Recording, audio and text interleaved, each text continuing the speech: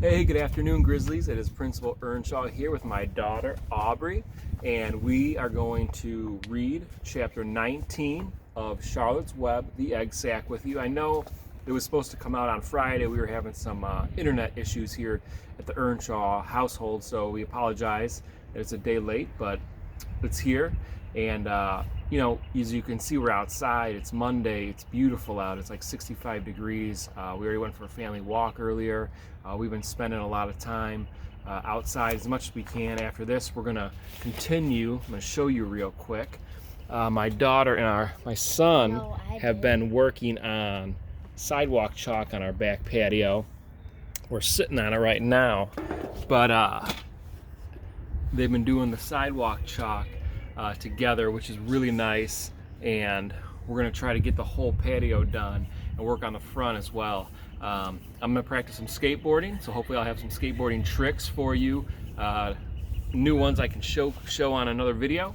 But with your parents' permission, if you can get outside and just get some fresh air, just go for a walk, just stand on your balcony, your patio, wherever you are, and just get some fresh air. I highly encourage it. It's so nice out, and it's going to rain the next couple of days. So let's get to Charlotte's Web though. Chapter 19, The Egg Sack, and I do have permission from Scholastic to be reading this to you. The next morning, when the first light came into the sky and the sparrows stirred in the trees, when the cows rattled their chains and the rooster crowed and the early automobiles went whispering along the road, Wilbur awoke and looked for Charlotte. He saw her up overhead in a corner near the back of his pen. She was very quiet. Her 8 legs were spread wide. She seemed to have shrunk during the night. Next to her, attached to the ceiling, Wilbur saw a curious object. It was a sort of sack or cocoon. It was peach-colored and looked as though it were made of cotton candy. "Are you awake, Charlotte?" he said softly. "Yes," came the answer. "What is that nifty little thing? Did you make it?" "I did indeed," replied Charlotte in a weak voice. "Is it a plaything?" "Plaything? I should say not. It's my egg sack, my magnum opus." "I don't know what a magnum opus is," said Wilbur. You want to try reading? I know. Do you want to read it? This lantern explains Charlotte. It means great work. The egg sack is my great work, the finest thing I have ever made. What's inside it?" asked Wilbur. "Eggs, 514 of them," she replied. 514, said Wilbur. "You're kidding." "No, I'm not. I counted them. I started counting, so I kept on just to keep my Mind. I know that. Occupied. It's a perfect, beautiful egg sack," said Wilbur, feeling as happy as thought he had constructed it himself. "Yes, it is pretty," replied Charlotte, patting the sack with her 2 front legs. Anyway, I can guarantee that it is strong. It made out of the toughest material I have. It is so waterproof. The eggs are inside and I will be warm and dry." Good job, Aubrey. "Charlotte," said Wilbur dreamily, "are you really going to have 514 children?" "If nothing happens, yes," she said. "Of course, they won't show up till next spring." Wilbur noticed that Charlotte's voice sounded sad. "What makes you sound so downhearted? I should think you'd be terribly happy about this." "Oh, don't pay any attention to me," said Charlotte. "I just don't have much pep anymore. I guess I feel sad because I won't ever see my children." "What do you mean you won't see your children?" "Of course you will. We'll all see them. It's going to be simply wonderful next spring in the barn cellar with 514 baby spiders running around all over the place. Then the geese will have a new set of goslings, and the sheep will have their new lambs." "Maybe," said Charlotte quietly. "However, I have a feeling I'm not going to see the results of last night's efforts. I don't feel good at all. I think I'm languishing, and to tell you the truth." Wilbur didn't understand the word languish, and he hated to bother Charlotte by asking her to explain. But he was so worried he felt he had to ask. What does languishing mean? It means I'm slowing up, feeling my age. I'm not young anymore, Wilbur, but I don't want you to worry about me. This is your big day today. Look at my web. Doesn't it show up well with the dew on it? Charlotte's web never looked more beautiful than it looked this morning. Each strand held dozens of bright drops of early morning dew. The light from the east struck it and made it all plain and clear. It was a perfect piece of designing and building. In another hour or two, a steady stream of people would pass by, admiring it and reading it, and looking at Wilbur and marveling at the miracle. As Wilbur was studying the web, a pair of whiskers and a sharp face appeared. Slowly, Templeton dragged himself across the pen and threw himself down in a corner. I'm back, he said in a husky voice. What a night. The rat was so swollen to twice his normal size. His stomach was as big around as a jelly jar. What a night, he repeated hoarsely. What feasting and carousing. A real gorge. I must have eaten the remains of 30 lunches. Never have I seen such leavings, and everything well ripened and seasoned with the passage of time and the heat of day. Oh, it was rich, my friends, rich. You ought to be ashamed of yourself, said Charlotte in disgust. It would serve you right if you had an acute attack of indigestion. Don't worry about my stomach, snarled Templeton. It can handle anything, and by the way, I've got some bad news. As I came past that pig next door, the one that calls himself Uncle, I noticed a blue tag on the front of his pen. That means he has won first prize. I guess you're licked, Wilbur. You might as well relax. Nobody's going to hang any medal on you. Furthermore, I wouldn't be surprised if Zuckerman changes his mind about you. Wait till he gets hankering for some fresh pork and smoked ham and crisp bacon. He'll take the knife to you, my boy. Be still, Templeton, said Charlotte. You're too stuffed and bloated to know what you're saying. Don't pay any attention to him, Wilbur. Wilbur tried not to think about what the rat had just said. He decided to change the subject. Templeton, said Wilbur, if you weren't so dopey, you would have noticed that Charlotte has made an egg sac. She's going to become a mother. For your information, there are 514 eggs in that peachy little sack. Is this true? Asked the rat, eyeing the sack suspiciously. Yes, it's true, sighed Charlotte. Congratulations, murmured Templeton. This has been a night.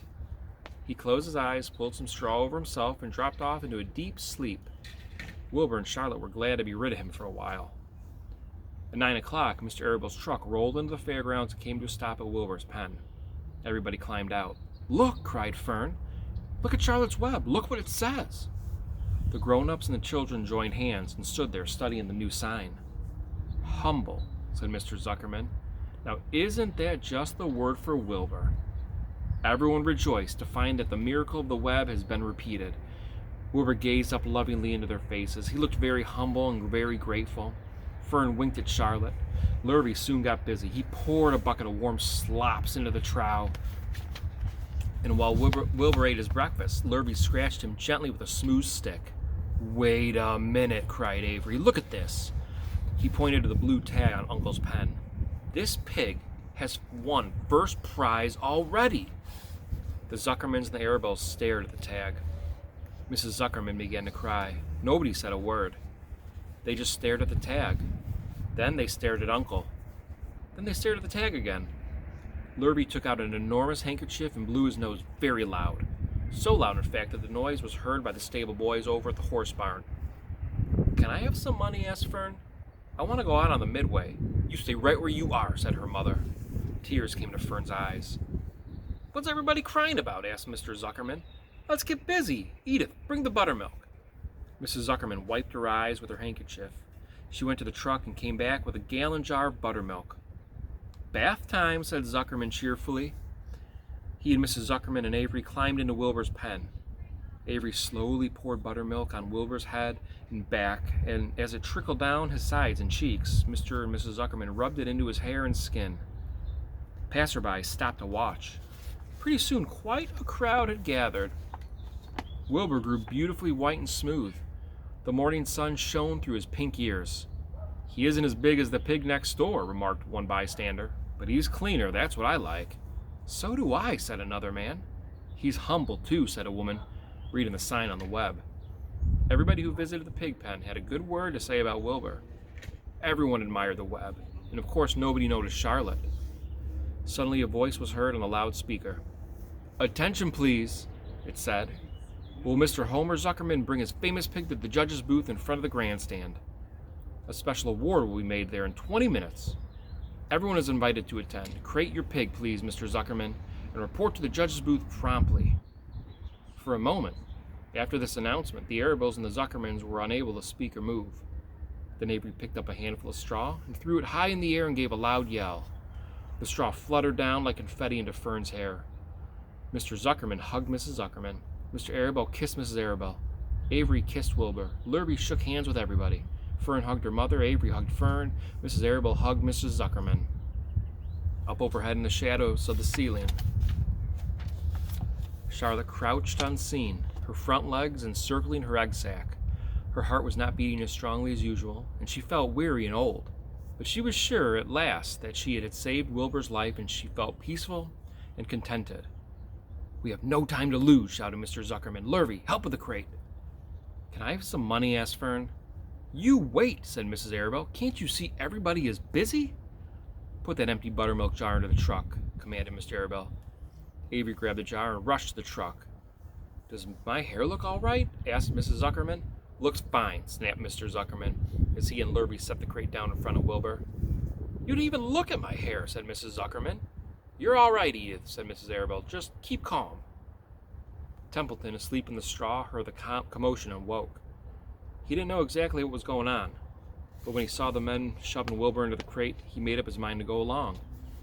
He watched his chance, and when no one was looking, he crept into the crate and buried himself in the straw at the bottom. "All ready, boys," cried Mr. Zuckerman. "Let's go." He and Mr. Arabel and Lurvy and Avery grabbed the crate and boosted it over the side of the pen and up into the truck. Fern jumped aboard and sat atop the crate. She still had straw in her hair and looked very pretty and excited. Mr. Arabel started the motor. Everyone climbed in and off they drove to the judge's booth in front of the grandstand. As they passed the Ferris wheel, Fern gazed up at it and wished she were in the topmost car with Henry Fussy at her side. Tomorrow we'll read Chapter 20, The Hour of Triumph. My son Evan may be reading with us tomorrow. He is actually inside practicing his chess game. It's something I taught him how to play, so he's been playing chess a lot. But we're all going to come outside as a family, do some sidewalk chalk, do some skateboarding. So Grizzlies, got a very special surprise for you coming later in the week from all of the Grizzlies staff, just kind of working on it. And I was hoping to have it to you today, but a little behind with the technology issues we were having here at my home, like I mentioned. So it'll come out later this week. And just want you all to know that we miss you. We can't wait to see you again. We hope everyone is staying safe and clean and staying positive. If you have any questions on your home learning activities, you can always reach out to me or any of the teachers listed. And just know, if no one's told you today, Mr. Earnshaw's letting you know that I love you, and we are so proud of all you've done, and we'll see you soon. Stay safe and wash your hands. That's right. Stay safe and wash your hands, Grizzlies.